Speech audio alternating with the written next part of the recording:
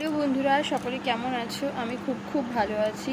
তোমাদের কাছে আগের দিনও একটি টিপস দিয়েছিলাম, সেটি হচ্ছে কি যেন, রান্নার মধ্যে অতিরিক্ত হলুদ হয়ে গেলে, মানে হলুদের গন্ধ দূর করা, হলুদটা বেশি হয়ে গেলে তো লাল হয়ে যায়, সেটা দূর করতে কি করবে সেই টিপসটি তোমাদের দিয়েছিলাম। আজকে যেই ভিডিওটি নিয়ে আমি চলে এসেছি সেটি হচ্ছে বন্ধুরা, যে রান্না করতে করতে হঠাৎ করে বেখেয়ালে আমার যেটা হয়, ধরো আমি রান্না করছি, রান্না বসিয়ে দেওয়ার পর একবার এই ঘরে আসলাম, তো তখন রান্নাঘর থেকে আসার পরে না ভুলে যাই যে রান্নাটা বসিয়ে রেখে এসেছি।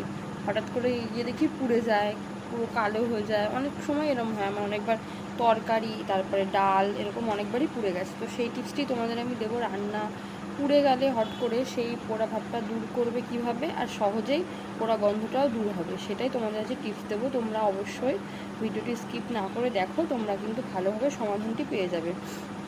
ধরো রান্নাটা পুড়ে গেল, তোমরা কি করবে, সেই রান্নাটা ধরো যেই কড়াইটাতে পুড়ে গেছে বা বাটিটাতে পুড়ে গেছে, সেখান থেকে কিন্তু ওই পোড়া অংশগুলো না তুলে হালকা হালকা করে উপর দিয়ে তরকারিটাকে তুলে নেবে বা ডালটাকে তুলে নেবে অন্য একটা পাত্রে।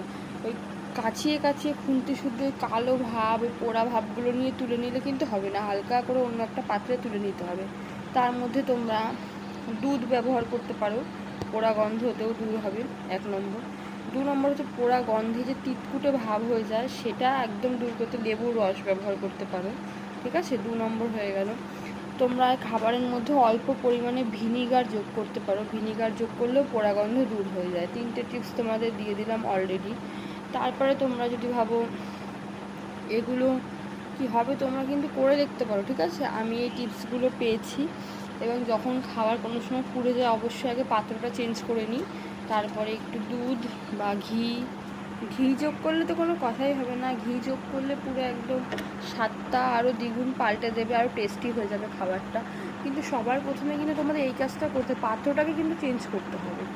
ওর ভেতরে করে করলে কিন্তু পোড়া গন্ধ দূর হবে না, পোড়াগুলো আরও খুন্তি দিয়ে নাড়ালে ওর ভেতরে লেগে উঠে কালো কালো হয়ে যাবে। পাত্রটা চেঞ্জ করে তোমরা দুধ ব্যবহার করতে পারো, ঘি ব্যবহার করতে পারো। ঠিক আছে, অল্প পরিমাণে, সামান্য পরিমাণে ভিনিগার ব্যবহার করতে পারো পোড়া গন্ধটা দূর করার জন্য। তোমরা অবশ্যই এগুলো করো, যে কোনো একটা টিপস বেছে নিয়ে, খাবার অনুযায়ী তোমরা টিপস বেছে নিয়ে করো, অবশ্যই তোমরা ভালো ফলাফল পাবে। তোমাদেরকে এই টিপসগুলো আমি দিলাম, ভালো লাগলে অবশ্যই একটা লাইক করে দিও আমার ভিডিওতে। ঠিক আছে বন্ধুরা, চলো টাটা।